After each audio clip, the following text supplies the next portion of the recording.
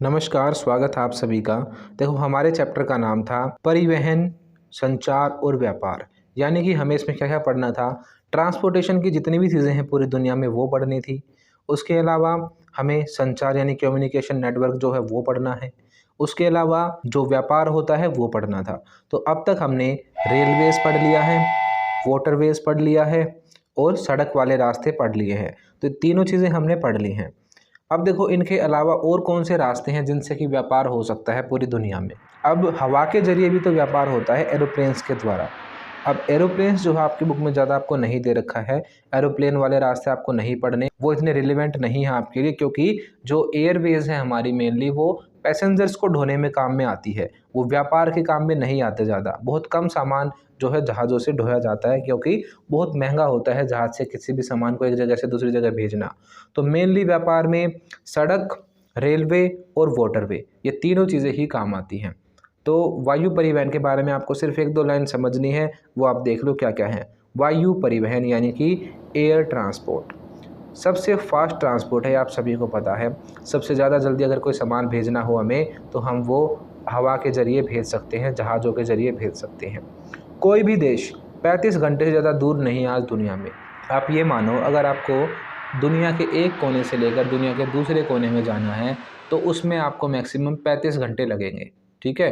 तो मतलब कहीं पे भी आपको जाना हो, 35 घंटे से ज़्यादा समय तो लग ही नहीं सकता, और अगर नज़दीक जाना है तो 5 घंटे 10 घंटे ऐसे आप पहुँच सकते हो। तो वायु परिवहन फास्टेस्ट मोड ऑफ ट्रांसपोर्टेशन है। जहाज़ बहुत स्पीड में चलते हैं और आपको बहुत ही जल्दी एक जगह से दूसरी जगह पहुंचाते हैं। अब आपको ये याद रखना है कि पूरी दुनिया में सबसे बिजी रास्ते कौन से हैं जहाज़ वाले। देखो, यूएस से जो है वहाँ पे सबसे ज़्यादा जहाज़ चलते हैं। यूरोप महाद्वीप है, वहाँ पे भी सबसे ज़्यादा जहाज़ चलते हैं। उसके अलावा एशिया का साउथ ईस्ट वाला जो पार्ट है, यानी हमसे जो इस तरफ वाला थाईलैंड हुआ, मलेशिया हुआ, सिंगापुर हुआ, ये वाला जो एरिया है, यहाँ पे भी बहुत ज़्यादा जहाज़ चलते हैं। तो 3 एरिया आपको याद रखने हैं बस पूरी दुनिया में, जहाँ पे क्या है, ज़्यादा जहाज़ चलाए जाते हैं। USA, Europe, south east Asia.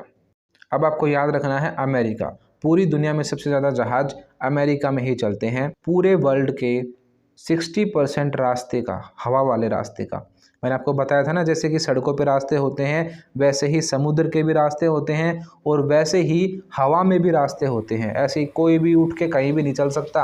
आप अपना जहाज़ लेके निकल लो भी तो टकरा जाओगे किसी दूसरे जहाज़ से। तो प्रॉपर रास्ते डिसाइडेड होते हैं, हर चीज़ें होती हैं, ठीक है, तभी आप कहीं पे आ जा सकते हो। तो वर्ल्ड में 60% रास्तों का यूज़ करता है अमेरिका, अकेला अमेरिका। तो यूएसए ऐसी कंट्री है जो कि हवा वाले रास्तों में सबसे ज़्यादा रास्तों का यूज़ करता है। तो यही बातें आपको याद रखनी थी। आपसे एक नंबर में यहाँ से पूछ सकते हैं कि ये बताओ भाई कि ऐसा कौन सा देश है जो कि सबसे ज़्यादा एयरवेज़ का यूज़ करता है, तो आप बताओगे अमेरिका है। तो ये भी एक मोड ऑफ ट्रांसपोर्टेशन था। ये व्यापार में ज़्यादा यूज़ नहीं होता, इसीलिए आपके सिलेबस में से नहीं दे रखा। अब देखो, एक और चीज़ है जहाँ से हम व्यापार करते हैं, वो है पाइपलाइन। पाइप बिछाए जाते हैं जिनसे कि जो भी लिक्विड चीज़ें हैं, जैसे कि पानी हुआ, तेल हुआ, कोई भी लिक्विड गैस हुई, ठीक है, जितने भी लिक्विड मटेरियल हैं वो एक जगह से दूसरी जगह ट्रांसफ़र किए जाते हैं। अगर आपको कोई गैस भर के ले जानी है, अगर आपको पेट्रोल है, कोई भी लिक्विड चीज़ है, तो वो अगर आपको ट्रांसपोर्ट करनी है तो उसके लिए सबसे बेस्ट रास्ता रहता है पाइपलाइन के ज़रिए। जहाँ तक पाइपलाइन बिछ सकती है ना, तो उससे अच्छी बात ही नहीं है कोई, क्योंकि पाइपलाइन सेफ़ भी होती है, क्योंकि बहुत हैवी मटेरियल से ये बनाई जाती हैं, बहुत बड़ी बड़ी पाइपलाइनें बिछाई जाती हैं और एक देश से दूसरे देश में ट्रांसफ़र करने में बहुत आसान और सस्ती पड़ती है। अगर आप वही चीज़ जहाज़ से लेके जाओगे, कंटेनरों में भर भर के आपको लेके जाना पड़ेगा, सेफ़ भी नहीं रहता और उसमें खर्चा भी ज़्यादा आता है। तो पाइपलाइन भी बहुत इंपॉर्टेंट एक रास्ता है व्यापार का। पाइपलाइन भी एक मोड ऑफ ट्रांसपोर्टेशन है। अब देखो, पाइपलाइन का यूज़ कहाँ पे होता है, आपको पता चल गया। लिक्विड मटेरियल्स में, यानी हिंदी में बोलेंगे हम तरल पदार्थों के लिए, गैसेस को इधर से उधर भेजने के लिए, जल यानी कि वाटर के ट्रांसपोर्ट के लिए, तेल यानी ऑयल के ट्रांसपोर्ट के लिए, ठीक है, ये सारी चीज़ें जब भी हम ट्रांसपोर्ट करते हैं तो वो पाइपलाइन के ज़रिए होती है। एक देश से दूसरे देश में पाइप बिछे हुए हैं, इतने एडवांस आदमी आप सोच भी नहीं सकते। समुद्र के नीचे पूरे के पूरे रास्ते पे क्या बिछा रखी हैं, पाइपलाइनें बिछा रखी हैं।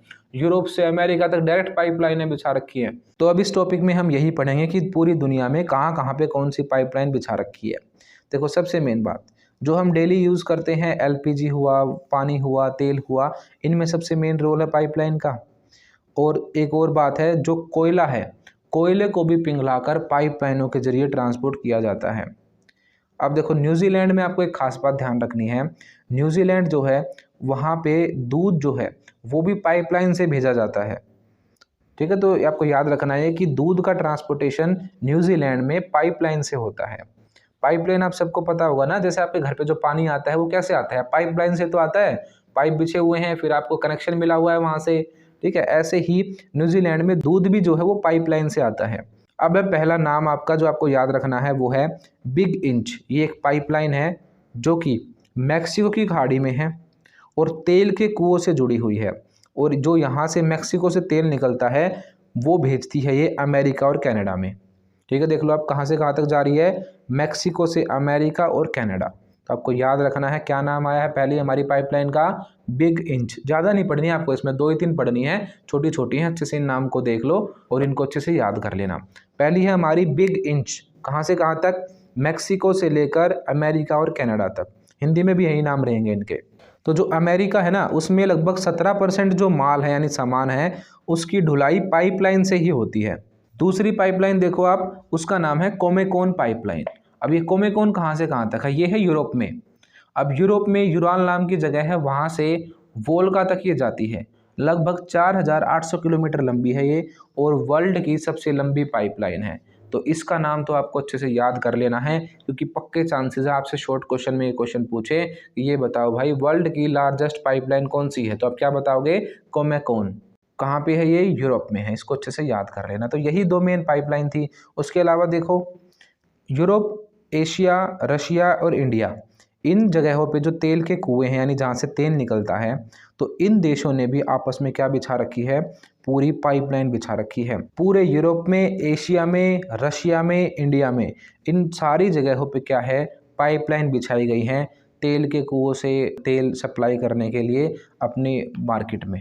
अब इंडिया जो है ना, इंडिया एक पाइपलाइन बनाने की सोच रहा है और इम्पोर्टेंट आपके लिए। तो इंडिया एक पाइपलाइन बनाने की सोच रहा है कि वो ईरान जो है, ईरान से डायरेक्ट पाकिस्तान होते हुए और भारत में पाइपलाइन लेके आएगा, ताकि तेल जो है वो आसानी से भारत में पहुंच सके। तो इतना बड़ा ये प्रोजेक्ट है, अगर ये सफल हुआ तो पूरी दुनिया की सबसे लंबी पाइपलाइन बन जाएगी ये। फिलहाल कौन सी है, वो है यूरोप वाली, जो कि यूरोप में यूराल से लेकर वोल्गा तक जाती है, जिसका नाम है कोमेकोन। पर जो भारत ने जिसका प्रस्ताव रखा है वो कहाँ से कहाँ तक आएगी, ईरान से लेकर डायरेक्ट भारत तक आएगी। तो ये अगर ये बन जाती है, ये चीज़ सफल हो जाती है हमारी, तो दुनिया की सबसे लंबी पाइपलाइन भारत में होगी फिर। तो ये हमें पाइपलाइन के बारे में पढ़ना था। आपसे प्रीवियस ईयर में क्वेश्चन पूछा भी गया है कि पाइपलाइंस के बारे में बताओ, तो आपको ये सारी बातें बतानी है।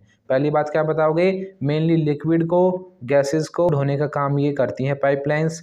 और इसमें मेनली न्यूजीलैंड आपको याद रखना है, जहाँ पर दूध भी पाइपलाइन से जाता है। पहली आपको मेन पाइपलाइन याद रखनी है बिग इंच, मैक्सिको से कनाडा और अमेरिका तक जाती है। उसके अलावा यूरोप में, वेस्ट एशिया में, रशिया में और इंडिया में बहुत सारी पाइपलाइंस हैं। कोमेकोन पाइपलाइन आपको याद रखनी थी, जो कि दुनिया की सबसे लंबी पाइपलाइन है।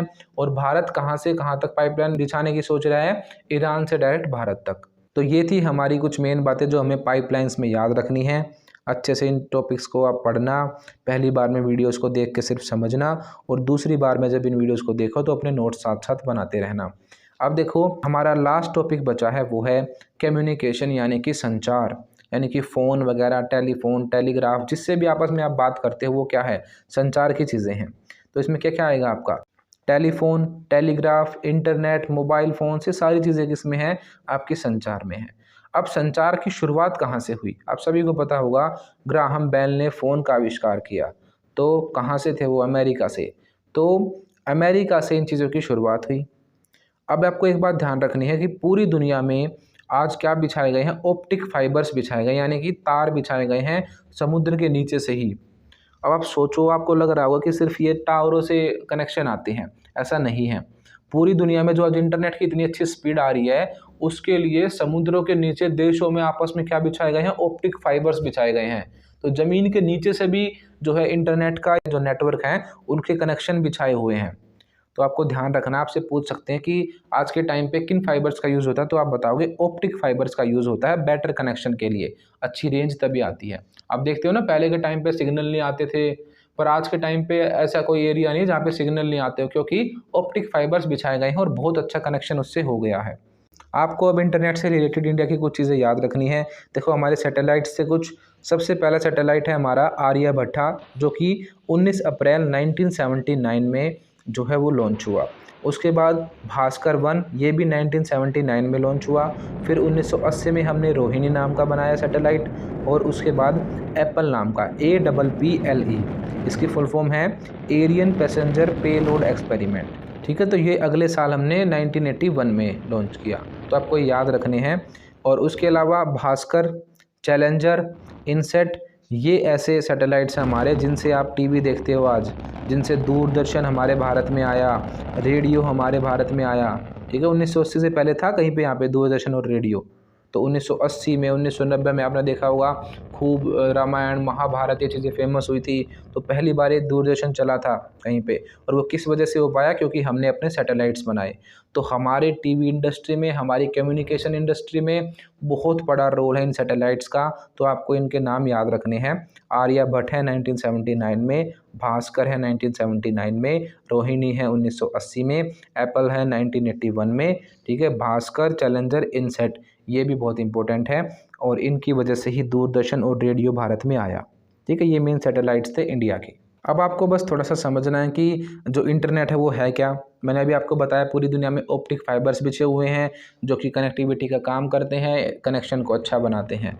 आज पूरी दुनिया में ऐसी वेबसाइट्स हैं जो कि वर्ल्ड वाइड वेबसाइट्स हैं, यानी पूरी दुनिया में आप उन्हें कहीं पे भी खोल सकते हो।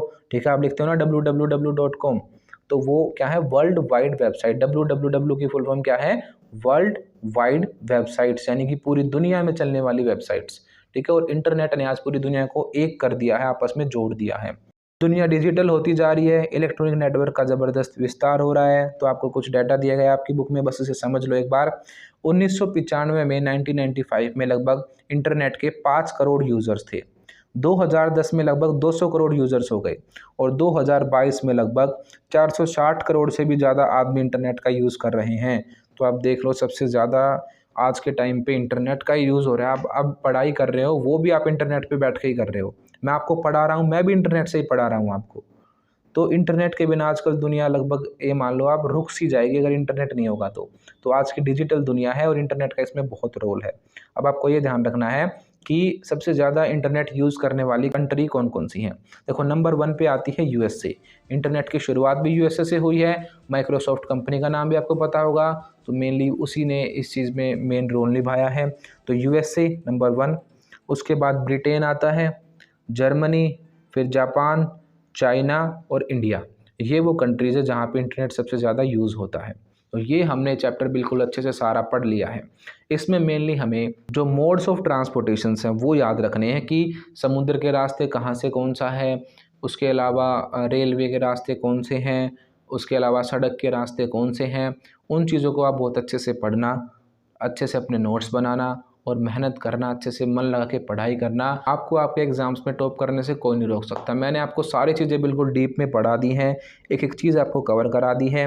आपको मैंने सिर्फ चैप्टर वाली वीडियो ही नहीं कराई, उसके अलावा मैंने आपको क्वेश्चंस भी कराए हैं, previous year question, sample paper, और जितने भी इंपॉर्टेंट मैप वर्क है वो भी मैंने आपको कराया है।